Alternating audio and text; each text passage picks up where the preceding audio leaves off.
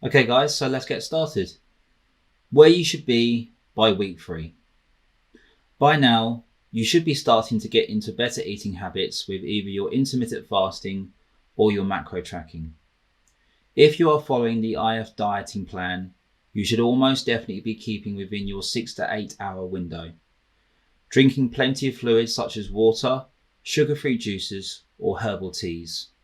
Consuming fluid should also be a part of your regime. Why would you choose a 6 to 8 hour window?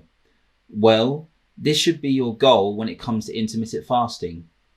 When you fast for a period of time, you are reducing the amount of insulin in your system, which has a knock-on effect.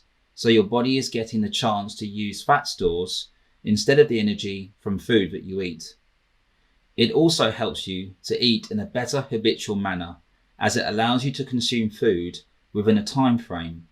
An example of this can be when we eat at incorrect times, such as eating late on into the day with our busy lifestyles and hectic schedules. If you're following the macro tracking plan, it's not so much time that you're restricted by, but calories.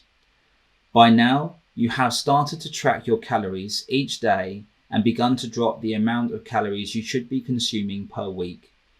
We advise you drop 50 calories away per week, which will end up in a 300 calorie deficit by the end of the 6 weeks.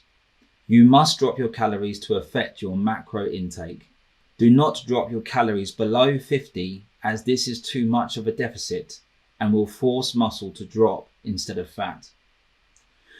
Just as a side note guys, for those of you who are following the intermittent fasting plan, it's quite important to keep your fluids up. You also need to make sure that you keep your sodium levels up as well as your magnesium levels.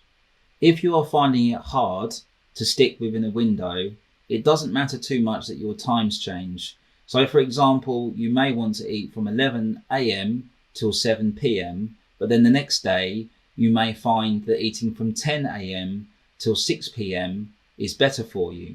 That's completely fine. What we want to do is try and get the body into a habitual routine of knowing when it is fed at similar times.